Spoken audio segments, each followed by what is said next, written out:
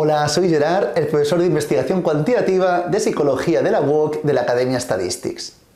Antes de empezar el curso como tal, os quería comentar un par de aspectos sobre el funcionamiento del mismo. En primer término, indicaros que toda la docencia es online, mediante clases grabadas y clases en directo. En las clases grabadas dispondréis de toda la información teórico-práctica necesaria para entender perfectamente toda la asignatura. Todo ello, evidentemente, orientado y enfocado a la resolución más que adecuada de las PECs, de los diferentes retos, así como también del examen final. Y luego realizaremos clases en directo, antes de cada una de las PECs y también antes del examen final. En estas clases en directo lo que haremos será básicamente resolver todas vuestras dudas, así como hacer referencia a la PEC en cuestión. También indicaros, por favor, que cada uno de los vídeos tiene un máximo de 3 visualizaciones, ya que es un curso de uso individual. Podéis ver los vídeos donde, cuándo y como queráis, pero repito, con un máximo de 3 visualizaciones. Este vídeo que estáis viendo es un vídeo de prueba. Si el curso os gusta o os interesa, podéis ir a nuestra página web y ahí realizar la inscripción. Una vez realizada la inscripción, os enviamos un PDF con todo el dossier. Ese dossier es fundamental para hacer un seguimiento adecuado del curso. En el dossier tendréis toda la teoría, ejercicios, diferentes PECs y también, sobre todo, muchos exámenes para practicar antes del examen final. Importante también la información del dossier, que es fundamental porque sin él no se hará un seguimiento adecuado del curso, ya que todo el tiempo, a medida que avanzo con los vídeos, voy comentando páginas y ejercicios del dossier, por lo tanto es imprescindible. Con el dossier y con los vídeos no requerís nada adicional para obtener en esta asignatura muy buena nota. Por último, ya comentaros que antes, o que el día mejor dicho, del inicio del curso, creamos un grupo de WhatsApp formado por todos los alumnos y profesor, en este caso yo mismo, y ahí me encargaré de resolver todas vuestras dudas. Dudas acerca de cómo funciona el curso, dudas de cualquier pregunta de cualquier ejercicio, de alguna PEC, lo que sea. Por ahí podéis preguntarme todas vuestras dudas y estaré a vuestra disposición para responderos. Una vez dicho esto, empezamos ya con la primera clase gratuita.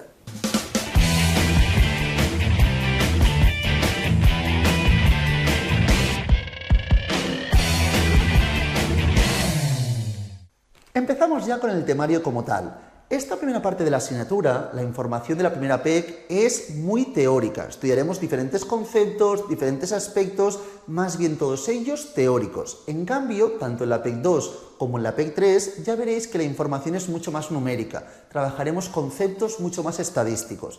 Puede que sea un poco más aburrida esta primera parte, al ser más teórica, y sobre todo el principio, ya que luego lo que haremos será básicamente estudiar las distintas metodologías e intentar entender en cada uno de los artículos que podamos leer qué tipo de metodología están llevando a término, cómo se está realizando dicha investigación. Pero para llegar al estudio de las metodologías, primero debemos tener una base de conocimientos, que es lo que empezaremos realizando en la clase de hoy. Para ello, por favor, vayamos a la página 2 del dossier, donde nos plantean los tipos de conocimiento. Nosotros nos basaremos principalmente en el conocimiento científico, que es la base de toda esta asignatura. Pero aquí, en primer término, disponemos de 3 conocimientos. Más allá del científico, tenéis también el sentido común y la religión, ¿de acuerdo? Muy importante, voy a hacer las definiciones. Como ya os comentaba, tenéis espacios en blanco, que el objetivo es que vayáis rellenando a medida que vayamos explicándolos durante el transcurso de la clase. El sentido común básicamente hace referencia a una forma de conocimiento que no está contrastado, pero socialmente aceptado, ¿de acuerdo? Es decir, un conjunto de experiencias compartidas en una sociedad o en un mismo grupo que son aceptadas. Eso sería básicamente el sentido común. La religión es una forma de conocimiento que tiene larga tradición y sigue una metodología bien establecida, pero, muy importante, la contrastación empírica no es importante, ¿de acuerdo? Es decir, si hay una contrastación empírica que refuta lo existente, al fin y al cabo no elimina, no se modifican los conocimientos y las técnicas existentes. Estas dos ideas son contrarias al conocimiento científico, ya que el conocimiento científico se basa siempre en la empiria y siempre va evolucionando, ¿de acuerdo? Siempre, si existen nuevas leyes o nuevas teorías que refutan lo anterior, es siempre provisional el conocimiento científico, está siempre en constante evolución. Y luego nos adentramos ya en el que nos interesa realmente, que es la ciencia, el conocimiento científico, que estudia el cómo y el por qué. Y aquí nos plantea que elabora leyes generales, que ahora comentaremos, a partir del uso del método científico, ¿de acuerdo? Entonces, ¿qué son las leyes generales? Pues evidentemente es un conocimiento que pretende ser lo más genérico posible, que pretende leyes lo más generales posibles. Y luego tenemos el método científico, que es un método estandarizado que utilizamos para llegar a dichas leyes. Ya veremos que el método científico está sistematizado, ordenado, estandarizado para poder seguir los pasos de forma adecuada. No es que haya que seguir a rajatabla, pero es cierto que tenemos un orden preestablecido que deberíamos seguir, sobre todo en nuestros inicios como investigadores. Y luego tenemos que la ciencia, el tercer punto blanquecino que tenemos en la parte central de la página 2, os plantean: la ciencia genera conocimiento sobre el universo.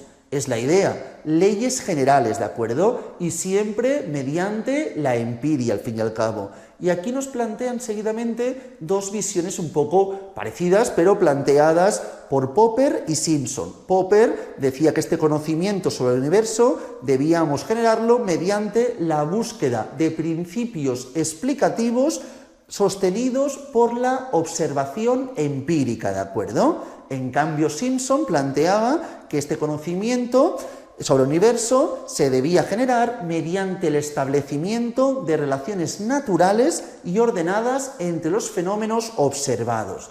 Esta es la idea correspondiente. Pero ahora lo que haremos será analizar las características básicas del método científico. Del conocimiento científico, mejor dicho.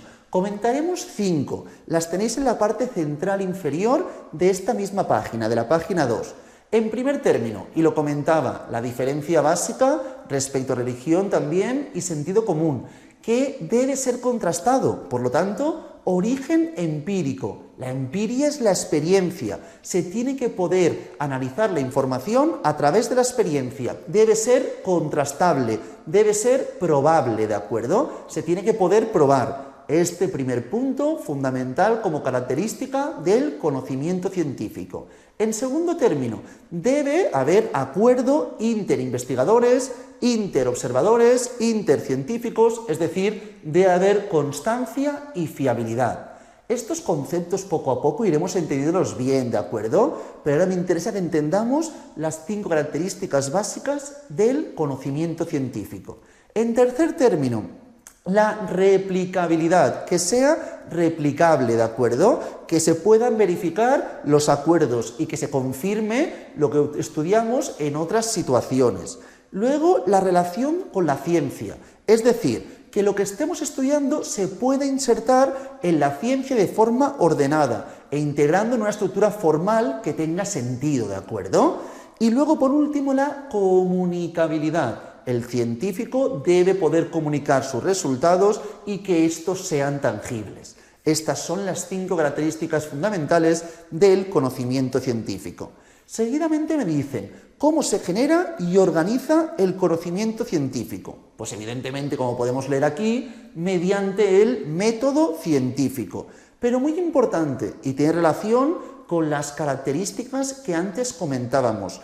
El conocimiento científico no se yuxtapone, es decir, que lo comentábamos en el punto 4, sino que se ordena mediante una estructura lógica. No se va acumulando, sino que tenemos aquí cierta información, se va todo ordenando, ¿de acuerdo?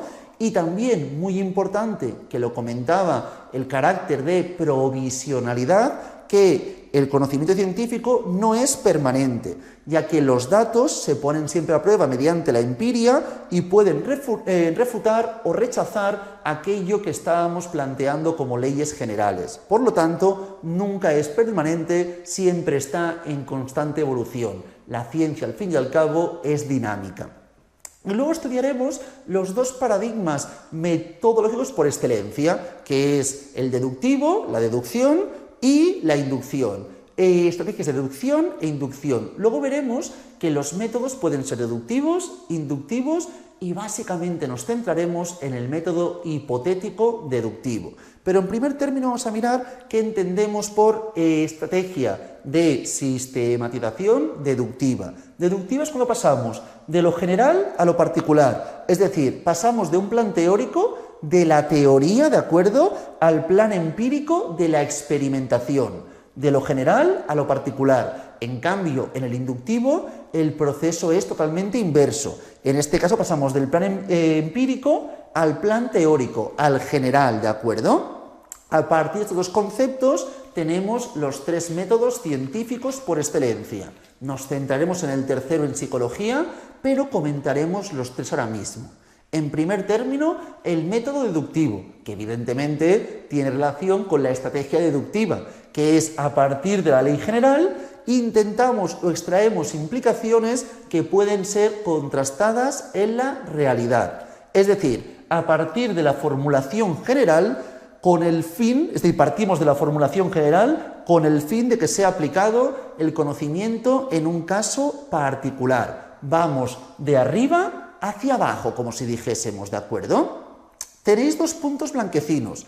El primero es un poco repetitivo todo, pero el primero sería que en este caso pasamos de un caso general a un caso específico, un caso particular. Y en este caso indicar que el método deductivo está estrechamente relacionado con el falsacionismo, ¿de acuerdo? Y luego tenemos el método inductivo, que es todo lo contrario, es el proceso contrario, ¿de acuerdo? En este caso se genera un conocimiento que va desde abajo hacia arriba, en este caso. Por lo tanto, primer punto blanquecino, podríamos indicar que va del caso particular, del caso específico, al esquema del caso general. Y luego, en este caso, antes hablábamos que el método deductivo está ligado con el falsacionismo, en cambio, el inductivo está ligado más bien con el verificacionismo, ¿de acuerdo? Y luego tenéis, por último, una combinación de ambos, que al fin y al cabo es lo que se acostumbra a utilizar en mayor medida en la actualidad, que es el método hipotético deductivo, que en diferentes momentos de la investigación planteamos estrategias deductivas y en otro estrategias inductivas. Si os fijáis, por favor, en esta página 3, en la parte central superior derecha, tenemos un pequeño esquema que nos plantea vía inductiva, vía deductiva. Vamos a mirar la vía inductiva, que planteamos la información de casos particulares afines para llegar finalmente a consistencias estables, a leyes generales. En cambio, en la vía deductiva, ¿qué haremos? Partimos de leyes generales. ¿Y qué deberemos plantear entonces generalmente? Muestras que confirmen o refuten la información planteada en estas leyes generales. Y aquí nos plantean los diferentes muestreos para intentar extraer de la población muestras lo más representativas posibles.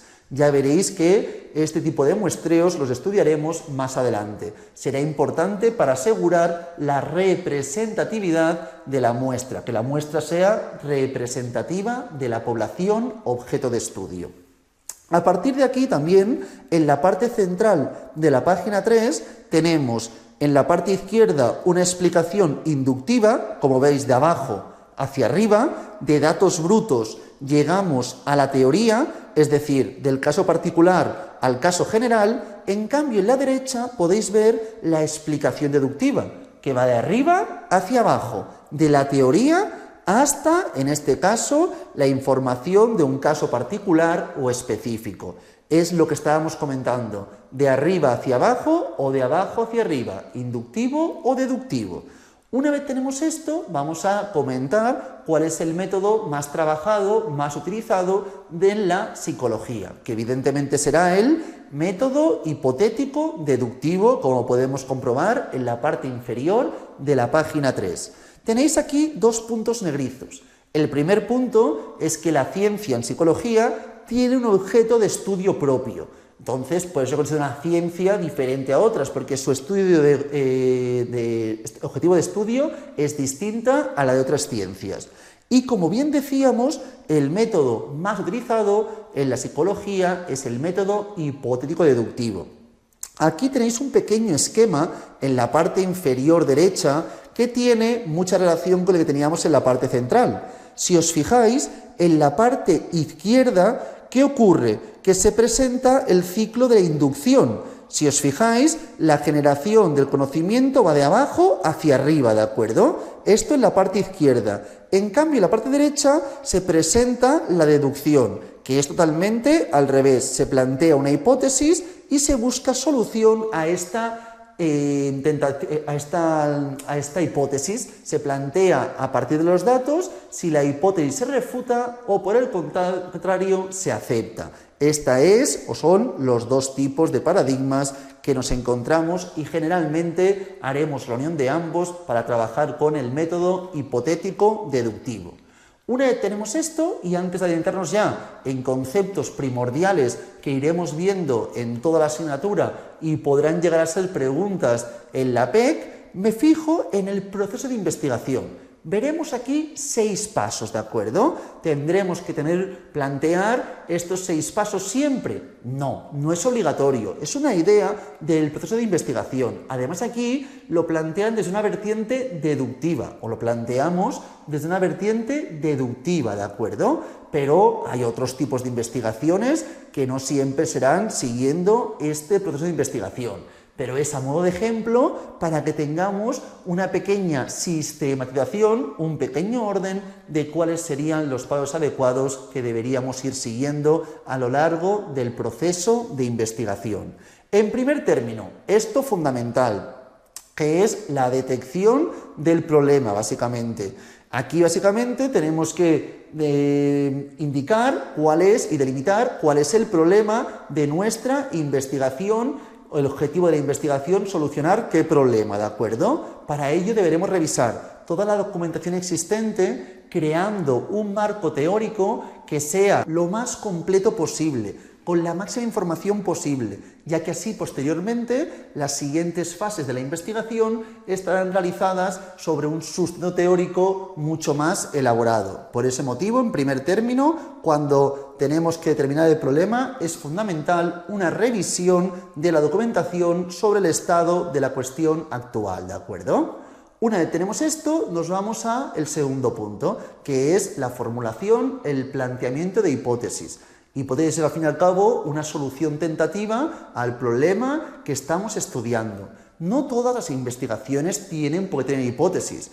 Muchas veces en métodos inductivos no hay hipótesis, ¿de acuerdo? Pero aquí es un ejemplo genérico y más basado en la vertiente deductiva. Entonces vamos a plantear la información de hipótesis, solución tentativa al problema existente.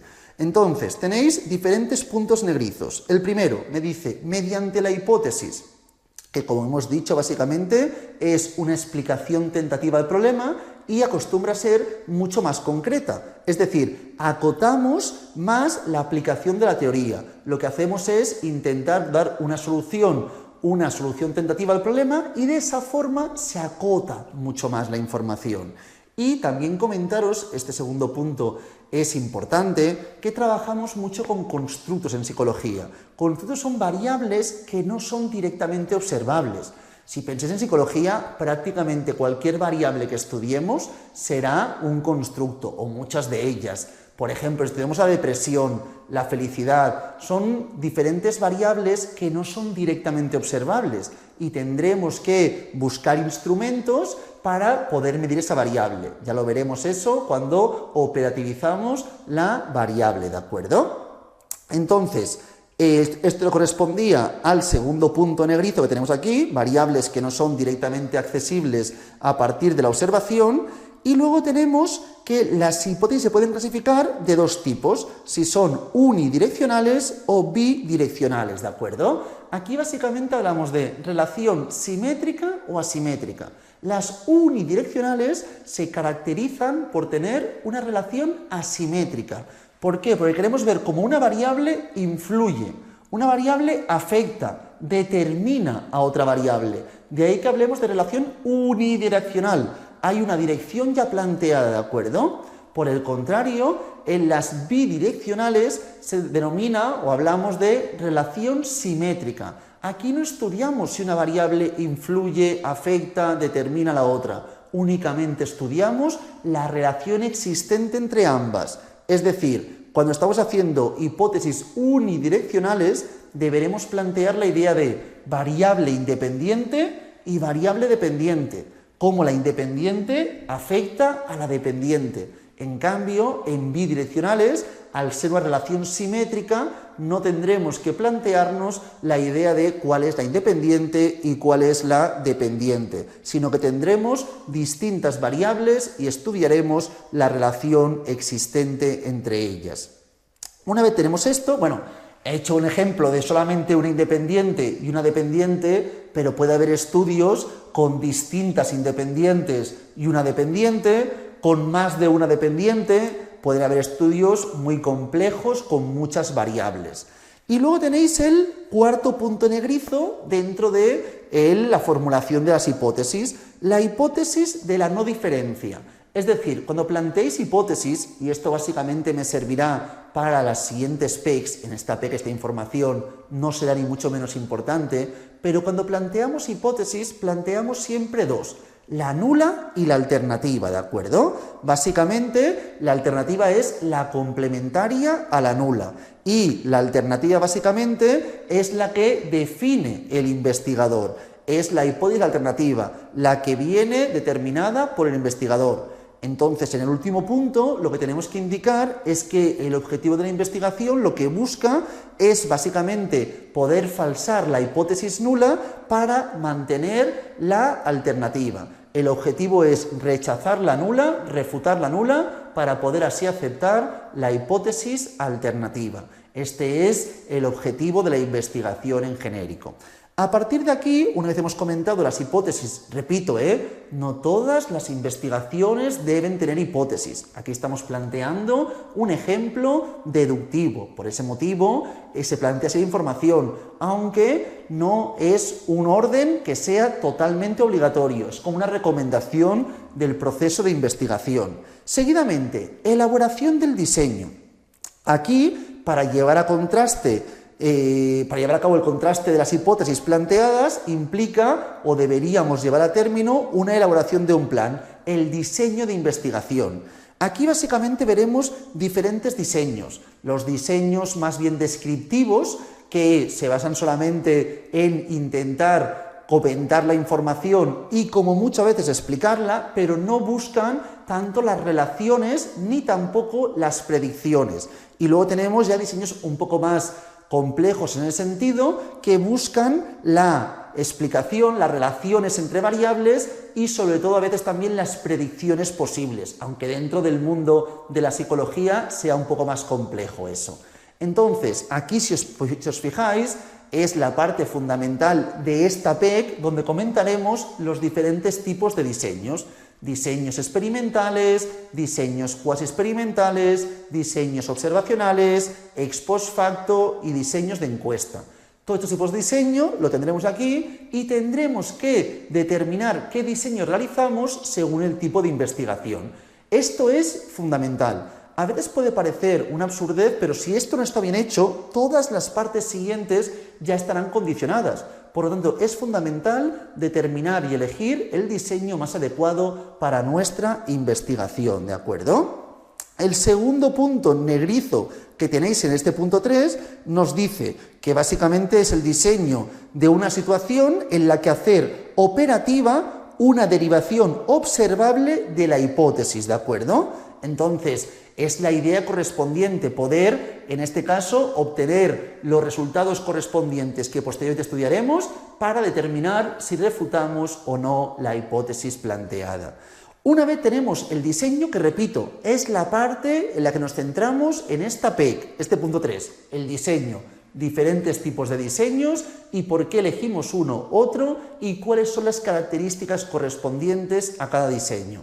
Y luego la parte fundamental será saber leer un artículo y determinar qué diseño y qué características tiene ese diseño. Ya veremos que cuando comentemos 5 diseños, luego habrá también cada uno de ellos con sus respectivas características y deberemos saber entender las características propias de cada uno de los posibles subdiseños, entre comillas, ¿de acuerdo? Luego tenemos el punto 4, que es la sistematización de la información obtenida en forma de datos. Son todos los datos. Esto ya lo estudiaremos en siguientes PECs, que es básicamente la recogida de datos y preferiblemente, si podemos elegir, que estos datos sean numéricos. ¿Por qué digo que sí podemos elegir que sean numéricos? Porque podremos extraer indicadores estadísticos mucho más útiles que si trabajamos con datos no numéricos, aunque a veces deberemos trabajar también con datos no numéricos, ningún problema. El punto 5, relacionado con el anterior y muy importante en las siguientes specs, es la aplicación de la decisión estadística. Es decir, que a partir de la estadística tomaremos decisiones de refutar, rechazar o no las hipótesis. Será la estadística, mediante estadística descriptiva y sobre todo estadística inferencial, a partir de la cual determinaremos si rechazamos o no las distintas hipótesis. Repito, 4 y 5, parte fundamental en los temas, más que los temas, en las PECs 2 y 3. Así como también el último punto que correspondería ya a las conclusiones.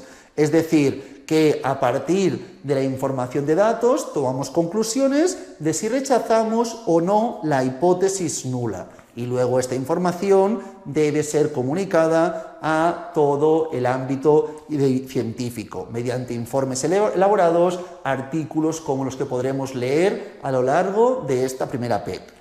Una vez tenemos esto, repito, para que todo el mundo quede claro, el punto 3 del proceso de investigación es el que trabajaremos básicamente en esta PEC y los siguientes puntos lo que trabajaremos en las PECs 2 y 3. Una vez visto esto e indicando que la asignatura se llama investigación cuantitativa, es decir, nos centraremos más bien en todas las metodologías cuantitativas, aquí tenemos la información correspondiente a la metodología cualitativa.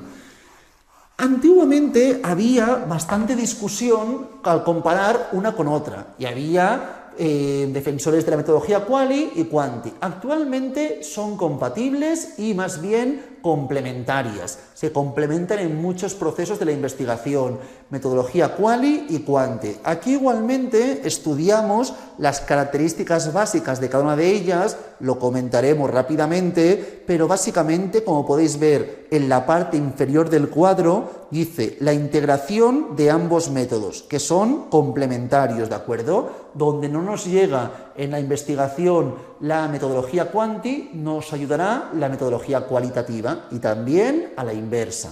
Entonces vamos a comentar muy rápidamente, a grandes rasgos, la información de este cuadrante.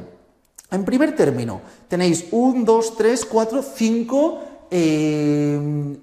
filas, ¿de acuerdo? Tenemos 5 filas donde diferenciamos en cada una de ellas la orientación quanti de la quali. La primera básicamente hace referencia a la epistemología. Se refiere básicamente a la forma que se concibe la actividad de la investigación y el producto, es decir, el conocimiento. Entonces, la cuantitativa busca la objetividad.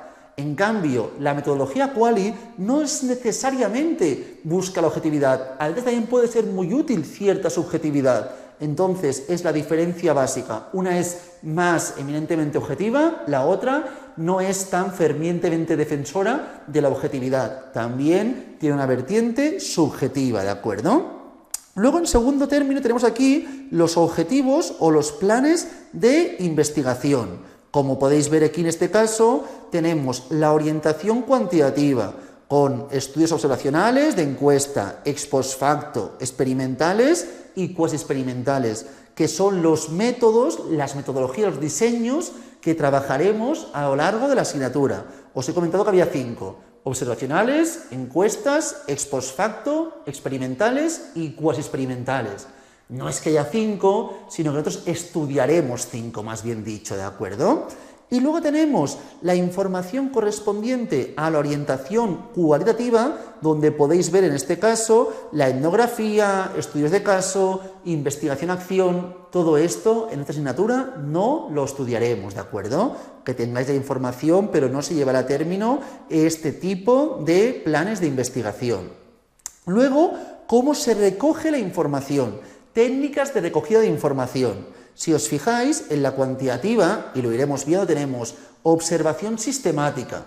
Ya veréis que la observación sistemática es una observación muy ordenada. Muchas veces tendemos a pensar la observación como algo muy subjetivo, pero también se puede plantear o observación como algo muy objetivo. Si os digo a un conjunto de personas observarme y no os doy ningún tipo de sistema ni ningún tipo de estandarización, cada uno mirará lo que quiera de mí. Si solamente os digo apuntar en una hoja cuando hablo y cuando me callo, ¿está hablando? Está callado. ¿Está hablando? Está callado. Entonces, si lo vais apuntando, seguramente todos tenéis unos resultados muy parejos sobre cuando hablo o cuando me callo. O muevo ambas manos, muevo una mano, la otra o ninguna de las dos. También sería otra opción de sistematizar la observación. Se puede plantear en diferentes grados, pero básicamente es la idea. Intentar objetivizar, como comentábamos, la entrevista, cuestionarios, test, etc. En cambio, en la orientación quali, como veis, cuestiones abiertas, narraciones personales, observación participante, cuando participas de la observación, toda esa información. Luego tenemos, en el cuarto punto ya, las técnicas de selección y análisis de datos. Si os fijáis, en la orientación quanti, las técnicas de selección acostumbran a ser muestras probabilísticas. Esto lo pongo entre comillas. Sería lo ideal, pero ya veréis que muchos artículos que leáis y muchos estudios que podáis leer se plantean finalmente muestreos no probabilísticos, que en principio son más recurrentes de la orientación quali, pero muchas veces son lo que también realizaremos en la orientación quanti. Y respecto a las técnicas de análisis de datos, vemos que en la orientación quanti tenemos análisis cuantitativo y técnicas estadísticas, en cambio en la orientación quali, análisis cualitativo. Aquí no se plantea generalmente la información de estadística. Y por último, criterios de valoración, que en criterios de valoración del proceso de investigación, los que nos importan son los que veremos en la orientación quanti, que será fiabilidad y validez generalmente, ¿de acuerdo? Tanto la interna como la externa. Esto deberemos diferenciarlo bien, lo comentaremos luego más adelante, pero es primordial diferenciar bien validez interna de la validez externa. Una vez hemos comentado las características básicas de la orientación quanti en comparación con la quali, indicar que se integran y son evidentemente ambas complementarias. Donde no llega una, llegaría la otra. A partir de aquí vamos a centrarnos en las variables. He hablado muchas veces de tal variable, los constructos son variables que no son directamente observables. Es fundamental que entendamos la idea de variable. En la vida general, la vida cotidiana, podemos hablar de características. En estadística hablamos siempre de variables, ¿de acuerdo? Que son aquellas características que tienen diferentes opciones. Esto se denomina, dentro de la estadística hablaremos, categorías. Por ejemplo, si yo hablo de la variable color de pelo, pues tenemos las distintas categorías que serían rubios, morenos, castaños, pelirrojos y así progresivamente. Entonces, lo que voy a hacer va a ser clasificar las variables según distintos aspectos. En primer término, vamos a clasificarlas según el nivel de acceso. Esto será primordial, básicamente, para luego determinar el tipo de diseño que estamos realizando. Aquí diferenciamos dos tipos, ¿de acuerdo? En nivel de acceso podemos diferenciar, por un lado, las variables manipulables, ¿de acuerdo? Lo vemos aquí, variable manipulable o variable activa. Lo tenéis en la página 6, parte superior. Y entonces tenemos variable manipulable o la variable no manipulable, ¿de acuerdo? Que sería la asignada. Variable manipulable o activa y no manipulable o asignada. Para que lo veamos bien la idea, ¿de acuerdo? Si hacemos una investigación, generalmente, y lo explicaremos luego, la variable que manipulamos es la variable independiente, para ver cuál es su efecto sobre la variable dependiente. No confundamos manipular con controlar. Muchas veces las variables extrañas deben ser controladas para que no afecten en esta relación, pero estas variables no están siendo manipuladas, están siendo controladas. Entonces, la que se acostumbra a manipular es la variable independiente. ¿Con qué objetivo? Con el objetivo de ver cuál es el efecto que comporta sobre la variable dependiente. Entonces, si yo, por ejemplo, quiero estudiar cómo influyen las horas de estudio sobre las notas, Yo podría dejar que libremente cada persona estudie las horas que considera oportunas. Pero, ¿qué ocurre, por favor? Que si yo digo, pero eso a lo mejor todo el mundo estudia muchas horas o pocas horas y no puedo ver bien las diferencias. Puedo crear, por ejemplo, dos grupos, un grupo que estudie 1 hora, otro grupo estudia 30 horas. Entonces, creamos dos grupos. A un grupo le obligamos a estudiar únicamente 1 hora y otro grupo estudiará 30 horas. De esta forma, ¿qué estamos consiguiendo, por favor? Pues que podamos observar cuál es la nota media de este grupo que estudia 1 hora y cuál es la nota media del grupo que estudia 30 horas. Y así comparamos si realmente los que estudian más horas obtienen una mejor puntuación. ¿Qué estoy haciendo? Manipulando. Esto de aquí es manipular la variable independiente, ¿de acuerdo? Esta es la idea correspondiente, que es manipular una variable. En este caso, el investigador decide en qué momento hace variar la variable y entonces accedemos a la variable de manera directa, de manera activa. Esto sería una variable activa. En cambio, imaginaos que yo quiero ver las notas según, por ejemplo, la habilidad matemática de las diferentes personas. Entonces tenemos habilidad matemática y tenemos la opción de habilidad matemática alta o habilidad matemática baja, ¿de acuerdo? Claro, yo no puedo decir, vale, pues tú ahora tendrás habilidad alta, tú tendrás habilidad baja. No, eso no puedo determinarlo yo. Es algo intrínseco, algo que no puedo manipular, algo que ya está asignado, ¿de acuerdo? Entonces, en este caso, no hay manipulación de la variable, no. Directamente, la variable es no manipulable. Y podemos ver nota que saca uno y saca otro, pero aquí no habrá manipulación de la variable independiente. Veremos que aún así podré estudiar la relación unidireccional, pero influirá en la validez interna, disminuyéndola, como luego podremos analizar y explicar. Esto es la idea de según el nivel de acceso, variables manipulables y variables no manipulables. Luego tenemos según los valores, ¿de acuerdo? Según los valores diferenciamos nivel de acceso, seguidamente según los valores. Aquí diferenciamos las variables cualitativas de las cuantitativas, las cuales también se denominan variables categóricas. Es sinónimo, cualitativa o categórica. Y las cuantitativas también se denominan numéricas. Las cualitativas hacen referencia a atributos. Por ejemplo, si yo hablo del color de pelo, es una variable cualitativa, hace referencia a atributos, es decir, no hace referencia a aspectos numéricos, y los números, si existiesen, solamente son para clasificar, ¿de acuerdo? Solamente para decir, vale, pues en vez de, por ejemplo, si hablo de los buses en una ciudad, podemos tener el bus 28, el bus 21, el bus 3. Aunque sean números, es una forma de clasificar. Podría poner el bus A, el B, el D y ya está. Sería la misma idea, ¿de acuerdo? Básicamente.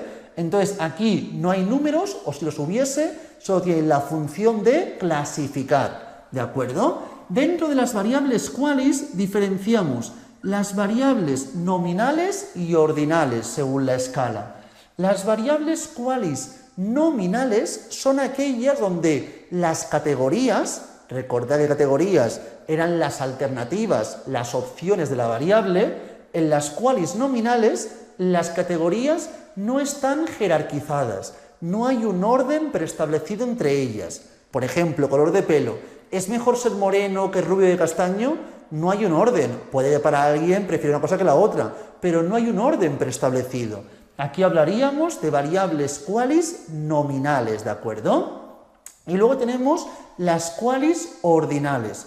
Cuando hablamos de una variable quali ordinal, hacemos referencia básicamente a variables que se refieren a atributos, pero aquí sí que hay un orden preestablecido. Si yo os hablo, por ejemplo, de el nivel de estudios, primario, secundario, universitario, doctorado, ahí habría un orden preestablecido. Hablaríamos de una quali ordinal, ¿de acuerdo? Y luego tenemos las variables cuantitativas. Las variables quantis, según la escala, se pueden clasificar como escala de razón o de intervalo. Esto lo comento muy rápido, aunque lo que me importa es básicamente según los valores, que es discreta o continua, ¿de acuerdo? Pero os comento esta información por si os preguntasen por ello. Las variables quantis, según la escala, se pueden definir como razón o intervalo. Escala de razón es aquella donde el cero es un cero absoluto, un cero que no es arbitrario. El cero indica la ausencia de la característica. Por ejemplo, si hablo del peso, si algo pesa 0 kilos, es que no tiene peso, evidentemente. El cero sería la ausencia de la característica. En cambio, en escalas de intervalo, el cero es arbitrario. Un investigador científico determina el cero, pero ese cero no indica la ausencia de la característica. Un ejemplo muy recurrente es la temperatura. No existe la información de no frío, no calor. Entonces, el cero, según qué escala estemos trabajando, se plantea en un lugar o en otro, ya que es un cero arbitrario. Generalmente, en psicología, como estudiamos constructos y muchas veces a partir del test, ¿qué ocurrirá? Que muchas veces lo que ocurre es que estamos trabajando con escalas de intervalo, ya que algún test de depresión, por ejemplo, fluctúa de 4 a 82, por decir algo. El 0 no existe, el valor mínimo es el 4, y 4 tampoco tiene por qué decir ausencia total de depresión, ¿de acuerdo? Entonces, tenemos esta información, escalas de razón, escalas de intervalo. Pero lo que me importa básicamente, lo que os preguntan en mayor medida, es si la variable quanti, según sus valores, es discreta o es continua. Cuando hablamos de discreta, quiere decir que entre dos valores consecutivos no hay ningún valor. Por ejemplo, si os hablo de el número de hijos, puedes tener un hijo, 2 hijos, 3 hijos, pero no puedes tener 1,1 o 1,8. Entre un hijo y 2 no hay ninguna alternativa.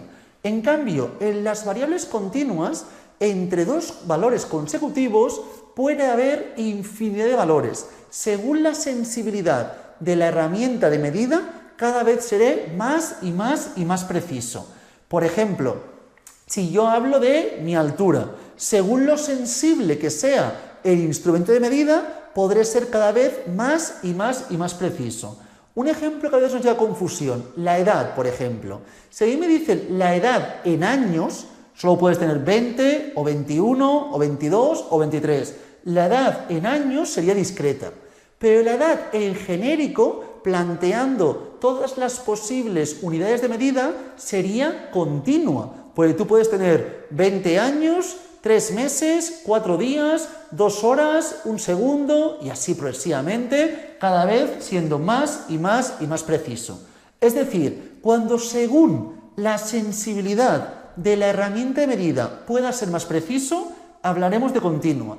Cuando la herramienta de medida no comporte la posibilidad de ser más preciso, hablamos de variable discreta. Una vez tenemos esto explicado, nos vamos ya a la última posibilidad para clasificar las variables, que es según la función que tengan, básicamente. Esto no quiere decir que en todos los estudios tenga que haber variables qualis y quantis, ni tampoco en todos los estudios tenga que haber lo que ahora explicaré. Pero sí que en estudios de relaciones de causalidad se dará siempre, ¿de acuerdo? Aquí tendremos la variable independiente, que ya la comentaba, la variable dependiente y las extrañas o de confusión. La variable independiente es la variable que manipulamos, ¿de acuerdo? La tenéis en el tercer punto, es aquella variable, punto blanquecino, es aquella variable que manipula el investigador para ver el efecto sobre el fenómeno que queremos estudiar. El fenómeno que queremos estudiar es siempre la variable dependiente. Entonces, variamos esta variable, son las variaciones de esta variable, cómo afectan sobre esta de aquí, ¿de acuerdo? A ver, he dicho manipular, no siempre es obligatorio que se esté manipulando la variable. Como hemos dicho, a veces una variable puede ser independiente sin necesidad de ser manipulada. No es lo más recurrente, pero puede ocurrir. Por lo tanto, es la variable que vamos a ver cómo afecta, cómo determina, cómo influye sobre el fenómeno que quiero estudiar, que corresponde a la variable dependiente, que es básicamente, repito, el fenómeno que queremos estudiar. Y luego tenemos las variables extrañas, también denominadas de confusión. Estas luego serán las que muchas veces debemos controlar o quedan enmascaradas y pueden distorsionar nuestra relación. Pero voy a primero comentar variables extrañas o de confusión. Son aquellas variables que pueden distorsionar la relación existente entre la o las independientes y la o las dependientes, ¿de acuerdo? Para que veáis un ejemplo muy sencillo. Si yo planteo horas de estudio, cómo influyen sobre las notas, ¿de acuerdo? Y yo en este caso hago dos grupos. Manipulo la variable, un grupo que estudia 0 horas y otro que estudia 20 horas, ¿de acuerdo? Yo he manipulado la variable independiente creando dos grupos.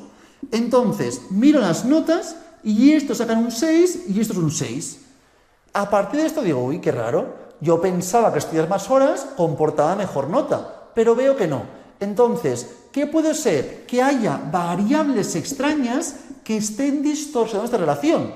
Imaginaos que en este grupo de gente es donde está la gente que no trabaja, tiene más inteligencia y además es repetidora. Ya sabe de qué va la asignatura, ¿de acuerdo? Y esta gente es gente que trabaja, que tiene cargas familiares, tiene inteligencia menor y nunca ha oído hablar de nada de estadística.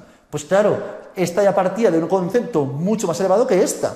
Por lo tanto, todas estas variables son variables extrañas que pueden confundir esta relación. Por lo tanto, ¿qué ocurre? Que las variables extrañas son aquellas que pueden llegar a distorsionar la relación entre la independiente y la dependiente, ¿de acuerdo? Además de eso tenemos aquí, en primer término, dos aspectos más. Las variables de núcleo, que son tanto la independiente como la dependiente, son las variables objeto de estudio de la investigación. Al final las extrañas no es lo que quiero estudiar, las extrañas las controlaremos a veces para que repercutan de la menor forma posible en esta relación. Y luego tenemos las variables relevantes, que son todas aquellas variables que tienen influencia sobre la variable dependiente. Es decir, tanto estas como estas, porque estas también pueden influir aquí. Estas serían las variables relevantes. Una vez tenemos esto, y lo comentaba anteriormente, muchas veces estudiamos constructos, que ya hemos comentado, son variables no directamente observables. ¿Y ello repercute en qué? En que muchas veces tenemos que buscar o realizar un instrumento, generalmente en psicología el test, para poder llegar a medir la variable que estamos trabajando. Por lo tanto, hay que operacionalizar la variable. Cuando hablamos de ello, básicamente es buscar un instrumento con el objetivo de poder medir el grado que cada uno de los individuos tiene respecto a dicha variable. Generalmente, cuando hablamos de variables cuantitativas, como podéis ver en la parte central inferior tenéis dos puntos negrizos, en las variables cuantitativas deberemos generalmente especificar el rango. Pues hablamos de un test de depresión cuyas puntuaciones fluctúan de 3 a 25 o de 2 a 8, lo que sea, ¿de acuerdo? Entonces establecemos el rango y luego en las variables categóricas lo que hacemos es especificar sus niveles. Pues por ejemplo podemos plantear si la persona es rubia, morena, castaña u otro tipo de color. Entonces aquí plantearíamos los diferentes niveles. Repito, categóricas es sinónimo a cualitativa. Una vez tenemos esto, muchas veces, sobre todo en diseños experimentales, cuasi experimentales y ex post facto, buscamos relaciones de causalidad.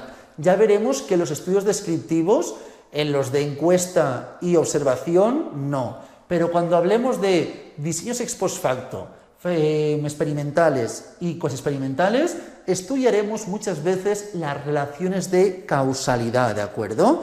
Entonces, ¿cuáles son los criterios? Los iremos comentando en más de un momento de la asignatura, pero de momento quiero que ya estén claros desde el momento inicial. Tenemos tres, como podéis ver en la parte inferior. Primero, la asociación. Claro, si solamente me quedase en la asociación, si hay o no hay relación entre variables pero no la causalidad, estaríamos seguramente en aspectos mucho más descriptivos, como puede ser en encuesta o en observación, donde vemos que hay relaciones entre variables. Pero es el primer punto para la causalidad. La asociación, básicamente, es analizar los datos obtenidos e indicar si hay o no hay una relación significativa entre ambas variables. En este caso, entre la variable independiente y la variable dependiente, ¿de acuerdo? Es decir, cuando se modifican o cambian los variables de una que afecten a los valores de la otra. Luego tenemos también el segundo punto, la temporalidad, es decir, que una es la que afecta a la otra. La causa, la variable independiente, debe preceder al efecto, es decir, la variable dependiente. Primero independiente y luego vendría la dependiente. Y por último, ausencia de otros aspectos que puedan estar influyendo en esta relación. Eso que comentábamos de variables extrañas. Evidentemente en un estudio habrá infinitas, no infinitas, pero muchísimas extrañas, y no podremos controlar todas, pero mediante técnicas de control intentaremos controlar aquellas variables que consideramos pueden afectar en mayor medida a la relación existente entre la variable independiente y la variable dependiente. Entonces, se aplicarán técnicas de control para evitar que las variables extrañas se conviertan en variables de confusión o variables enmascaradas. Queremos que sean variables controladas, ¿de acuerdo? Una vez visto esto, vamos a comentar a grandes rasgos la información correspondiente a la fiabilidad y comentaré la validez, que empezaremos a estudiarla, o mejor dicho, continuaremos estudiándola en la siguiente clase. Hoy solamente comentaremos dos rasgos o dos aspectos a grandes rasgos, ¿de acuerdo? Empezamos por la información de la fiabilidad, ¿de acuerdo? Cuando hablamos básicamente de fiabilidad es que los resultados obtenidos en nuestra investigación puedan ser reproducidos, replicados por otros investigadores utilizando el mismo procedimiento y que los resultados coincidan. Este es el objetivo primordial dentro de la fiabilidad. La fiabilidad tampoco la trabajaremos en exceso, comentaremos esta idea y poco más. Donde nos centraremos más es en la validez. Validez interna y la validez externa. Repito, solamente comentaremos dos rasgos hoy y en la siguiente clase ya nos adentraremos en mucha mayor medida en estos conceptos, ¿de acuerdo? Validez interna. Tenéis aquí un cuadrante. Voy a rellenar solo este cuadrante y repito, en la siguiente clase estudiaremos con más tranquilidad la información. Validez interna. Es cuando estudiamos la relación existente entre validez interna, entre variable independiente y variable dependiente, ¿de acuerdo? Cuando no haya ningún tipo de duda que los efectos, que los cambios de la variable dependiente vienen producidos por la independiente. Cuanto más seguridad tengamos de esta relación, que estos cambios vienen producidos por esto, mayor validez interna habrá. Por lo tanto, en la primera fila de validez interna tendríamos que poner en el cuadrante relación inequívoca entre variable independiente y variable dependiente.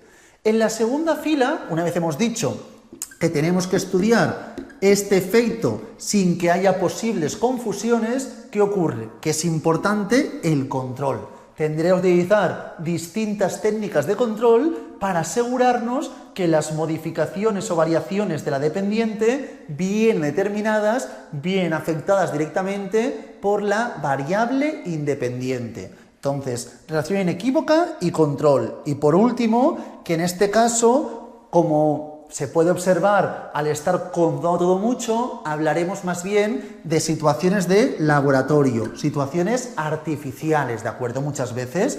Entonces, ¿por qué son artificiales? Porque para poder controlar un conjunto de variables y asegurarnos de esta relación, tendremos que provocar situaciones que no sean espontáneas, que no sean naturales.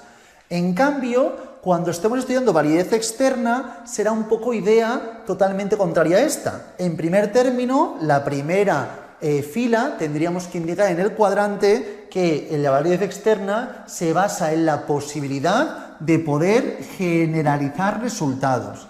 Para poder generalizar resultados será fundamental estudiar el comportamiento más natural, más espontáneo, ¿de acuerdo?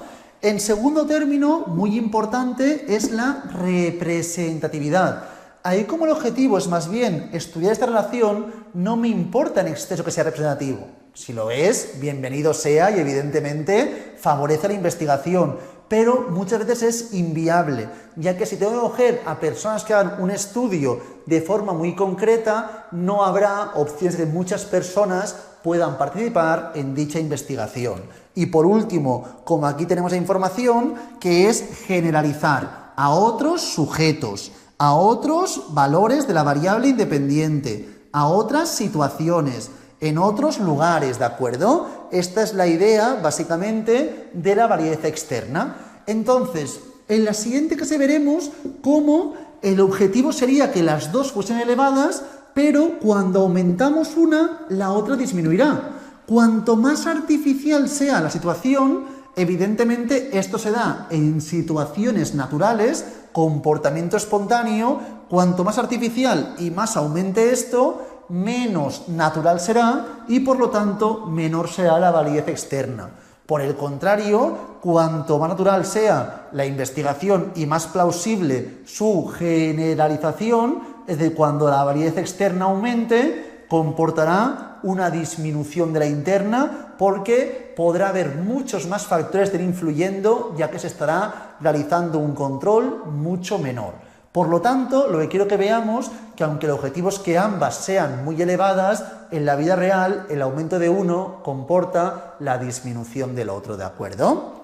En la siguiente clase ya nos centraremos en la información más concreta y más específica de la validez interna y externa y cómo se pueden controlar también las diferentes variables extrañas, ¿de acuerdo? Repito, no controlaremos todas, sino que comentaremos cómo se podría llegar a controlar.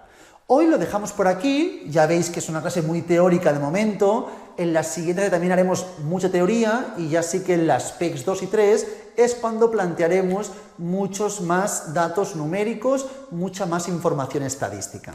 Como siempre digo, ¿tenéis alguna duda de lo que sea? Podéis preguntármela por el grupo de WhatsApp o si preferís, en la clase en directo podéis comentarme todas vuestras dudas. Lo dejamos por aquí y mucha suerte.